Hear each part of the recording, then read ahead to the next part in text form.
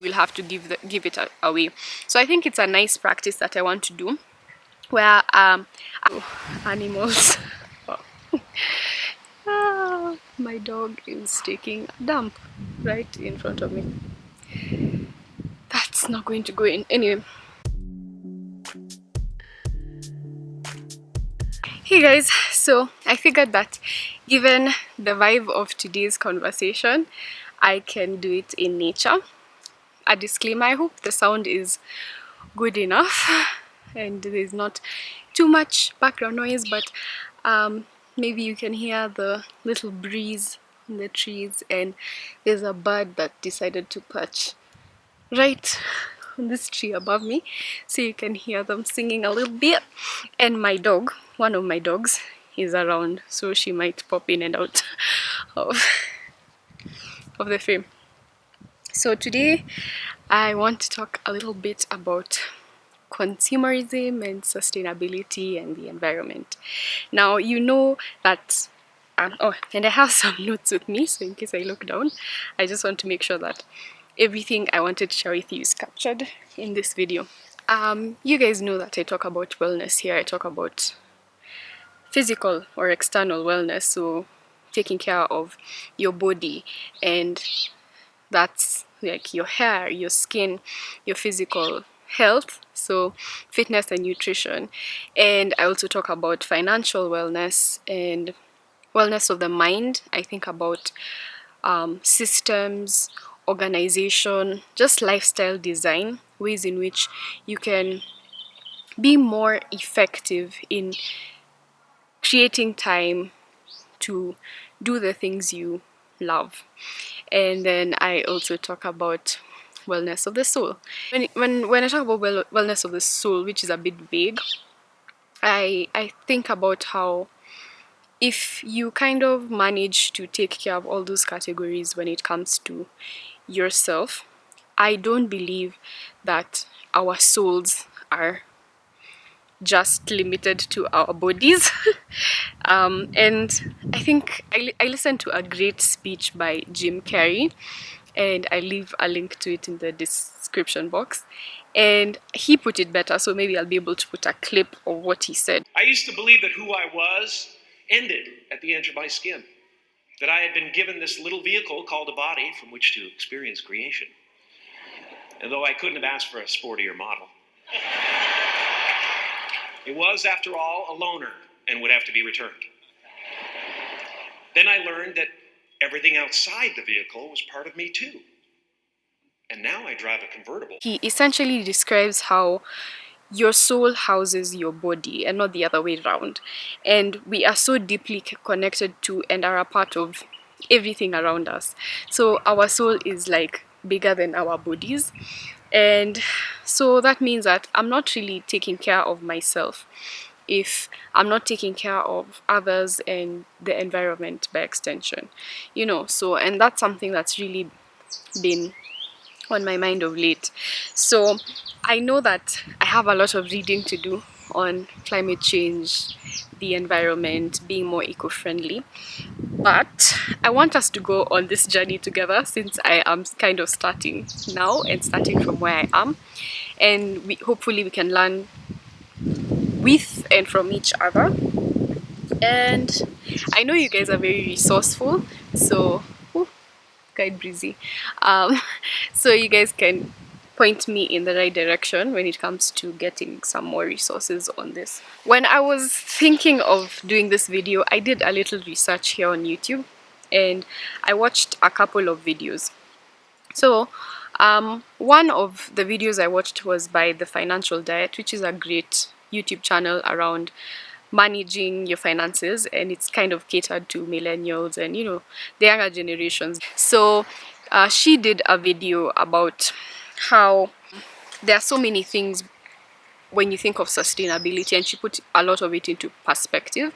I will link her video down below so that you can watch it, but some of the key takeaways I got was, first is that eco-friendly living in many ways is a privilege, because in order to say buy clothes sustainably, shop, live a sustainable life, it tends to be more expensive than fast fashion or fast food in some parts of the world. Living a lifestyle that's sustainable might not always be feasible financially for everyone. So there's also the conversation around how sustainability can be more accessible for all. So even when you're trying to be more sustainable, it's important to think about how you can make that kind of lifestyle more accessible for other people. Another perspective she gave me was about how sustainability or being eco-friendly has become another fad or trend. It's become a trendy thing, kind of like how minimalism has become, where it's easy for the essence of the message to be lost, and we create a, a consumerist culture within a practice that's against consumerism. So you'll see that, like, a good example is like with Marie Kondo. She had a very clear and beautiful message about decluttering and keeping things that bring you joy, and making use out of what you have. Basically, a very minimalist message at heart. But then now decluttering has become more of a trend, and we kind of also don't get to the bottom of why you have to keep decluttering like every 6 months, as opposed to decluttering and now just keeping and using the things you have and being more selective about what you bring in, so that you don't have to declutter again in the next 6 months. You get what I mean? So it's more about the issue with it being a trendy thing versus it being a lifestyle, and the heart of it being totally against the idea that you need to buy more to be a minimalist, or you need to buy more to conserve the environment. It's a bit of a contradictory approach to it. Another thing she talks about is that in the grand scheme of things, a lot of the harm that's being done on the planet is being done by a handful of huge corporations. And so when we kind of pin it on individuals to be the ones to have the responsibility of saving the planet, we're letting these large corporations off the hook. However, I've seen a lot of counter arguments to that point, in that if it's not about one person changing how they live their life.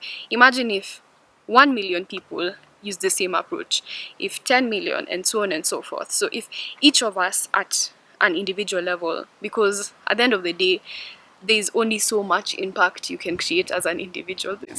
I think there's a bumblebee.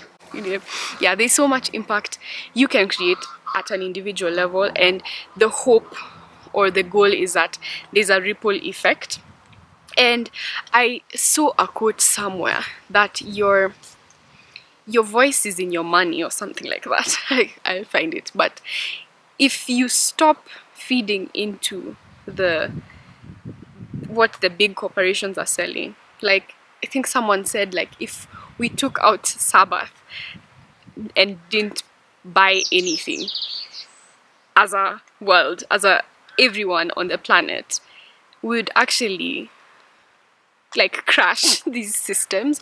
And maybe that's a bit of an idealistic and utopian idea, and I think I'm starting to digress a little bit. But the point is that at an individual level, there's something we can do. So that counters the challenge, but it's also important to remember that we need to put pressure on these big corporations to also be better. And now, on a more technical point of view, if you do have the expertise, how can you be a part of policy and lawmaking, so that the changes that we want to see in all fronts, and not just about sustainability, but that's what I'm talking about in this video, happen at a systemic level. Then the last thing I picked up is that I learned that there's more CO2 generation that comes from online shopping versus like shopping physically in person, which I guess makes sense. Like, but basically it's more harmful to shop online. And I know, like, in 2020, shopping online was almost the only option that we all had at some point. But and I don't really shop online and ship much. I do like 2 or 3 big shipments a year when I need to, or if I can't get what I want from locally. But generally, just I'm now more aware that if I can go to the local supermarket, the nearby one, then it's probably a better choice than to shop online and get it shipped in for me. So I just want to share what I'm doing so far and what I want to do more of. So the first thing is just starting by using up what I have. So I think, like what I mentioned earlier, it's easy to like now say, okay, I'm going to be more sustainable. So what do I need to buy to be more sustainable? And that, yeah, that goes against the whole point.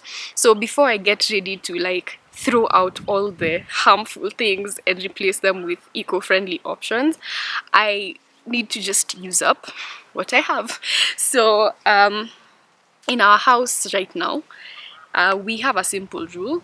We only buy something to replace something that's over. So I think that's generally how it's supposed to be, but we tend to like buy multiples of things, or even though we still have them in stock. So we're just only buying to replace. And so now when we get the replacement, we can replace it with something that is more eco-friendly, and so that helps us to also make the swap more gradual and not to waste. Like, we're not going to throw things out because they are bad for the environment. Like, by buying them, you've already kind of done the damage, so you might as well use them up and see what you can do with what you already have. So some of the eco-friendly swaps we've made is like switching out our plastic toothbrushes for bamboo toothbrushes, because at least those are biodegradable. We got them from Green Thing Kenya, but everything will be listed in the description box.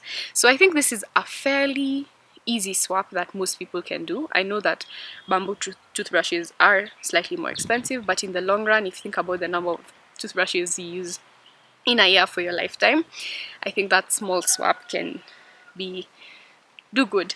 The second thing is we swapped out our one-time use batteries. We do have a couple, so we'll use them, but I did invest in the rechargeable battery and the rechargeable battery charger. So it's a very it's an expensive one-time fee to get rechargeable batteries and the charging system, but then I'll never have to buy batteries again. So I think that's quite great. We got cloth napkins because we ran out of serviettes and we want to stop like using serviettes, so we'll be using cloth napkins instead. And then we don't buy cotton pads for our face anymore. We generally use like face towels you can just wash and reuse.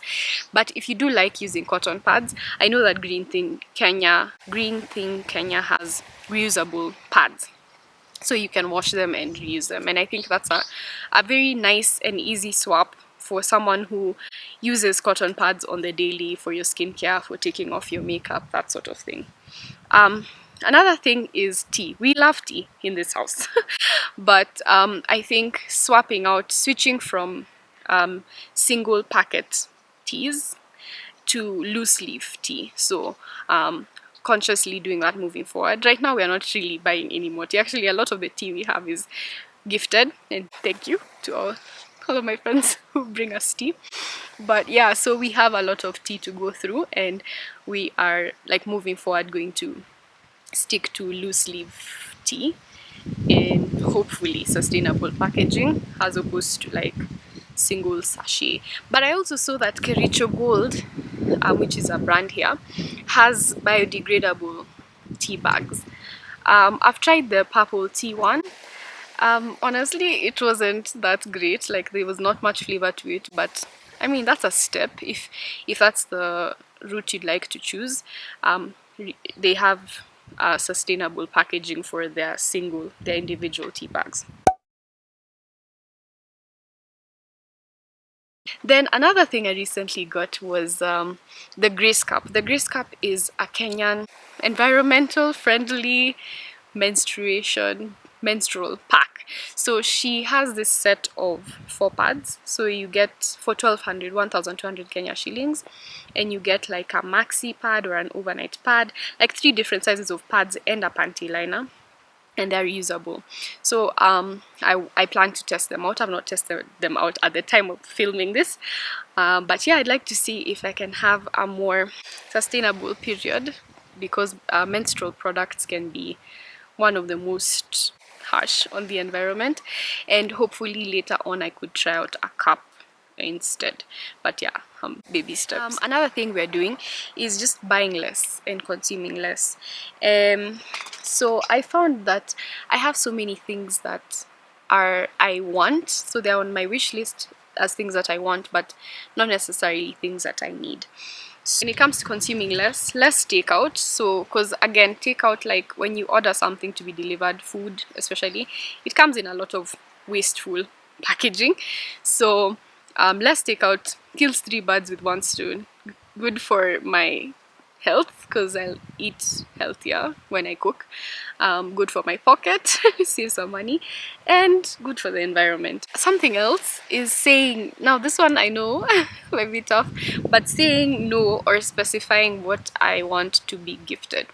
Now, we have this culture that when you visit someone's home, you do come with something. But most people don't really ask what they're going to bring you.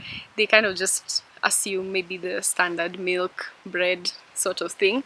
And that's okay if you know what people usually take in their home. But I think like if you just buy a lot of stuff and bring them into like our space and they're not things we use, it can be quite unfortunate if you have to say throw something out, which is not really an option for us. So the best, like maybe we'll have to give it away. So I think it's a nice practice that I want to do, where I ask people what they want if I want to gift them, and they also ask me what I want or need, because you'll find like you went and bought milk and bread, but what these people really need is like toilet paper. You know what I mean? And even like the thing that people actually want or need might even be more affordable than this grand gift that you went out of your way to get. So that's something else. This other thing I got from a different person on YouTube. It was actually a TED talk on sustainability that I link, and she recommended creating a sustainability kit. So I actually think that we're going to go and create that together inside the house. So I wanted us to build a zero waste kit together. And of course you tweak it depending on what you actually need to carry with you. The good thing is, since plastic is banned here, it's actually made it easier to be eco-friendly when you go and eat out. But basically, based on the kit from the TED Talk, you need this is the tote bag. It's a cute tote bag that I would use to carry my zero waste items inside. So you have that. Then you do have a shopping bag, in case you decide to randomly pick up a few things. This is just a very small one, but you can carry an even bigger one, but that would go into your zero waste kit. We also have cutlery. Now, people usually purchase like bamboo cutlery that's in its own cute packaging, but there's also a recommendation that you just take some cutlery from the house. There's no need to buy separate cutlery to carry. So this is from an old set. So you have a spoon, a fork, and a knife, and then as you can see we have a metal straw. Its cleaner is somewhere around. You can get metal straws from Green Thing Kenya, I believe, and you can see they're all sitting on top of a cloth napkin, which is a great substitute to serviettes that can be quite wasteful. And so you have a cloth napkin. I'll get a container to keep these 3 things in, a little bag. Even you can use an old bag and store them inside, provided it's hygienic. The next would be a water bottle or a coffee mug. So this is one I ordered from Amazon several years ago. It's a bamboo one. It's really, really cute. And so if you want to get coffee and take it away, you can ask them to package it in this.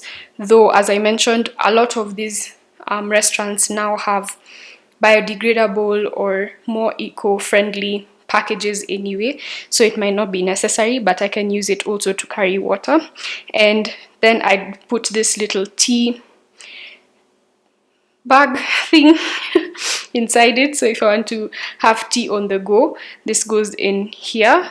And then we also have Tupperware. So it's advised that you carry your own Tupperware or a mason jar, so that when you're getting takeaway items, you can actually give them your container instead of them giving you yet another plastic container that you won't know what to do with.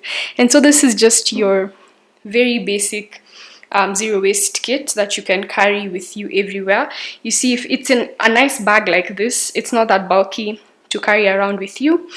It's more likely that you do carry a bag around for shopping, so you might as well even use the shopping bag as your travel bag for sustainability. And there you have it.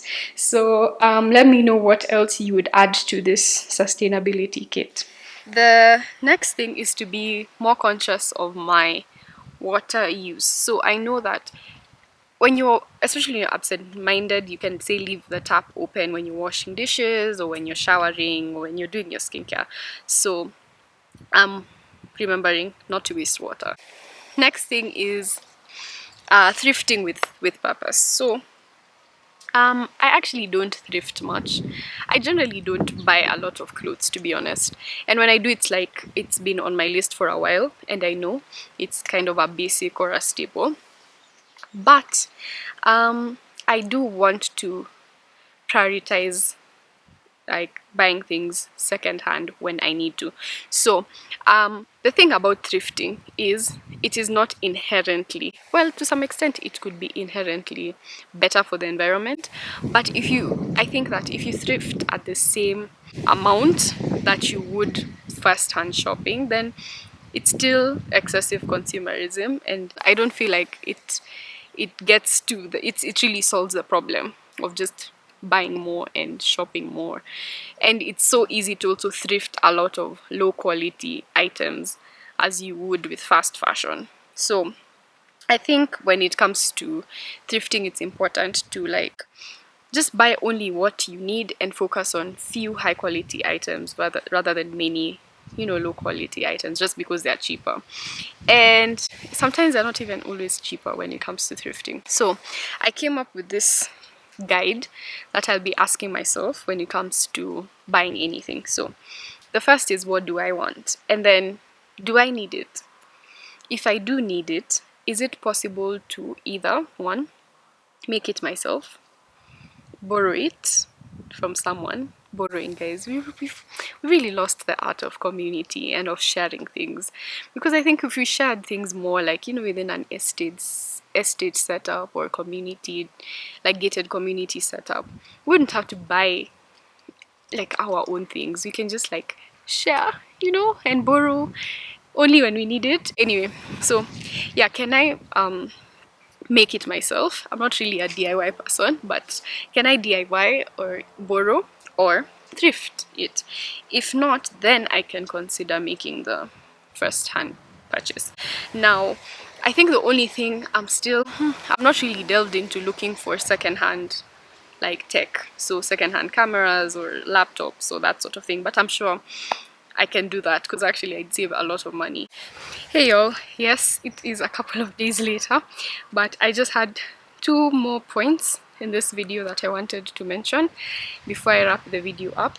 So the second last point would be buying in bulk and going for package free options as much as possible. So this is something I want to find a system for, because I know that many supermarkets here you can actually carry your own jars and scoop the seeds and just buy things in bulk and go for packaging that's sustainable.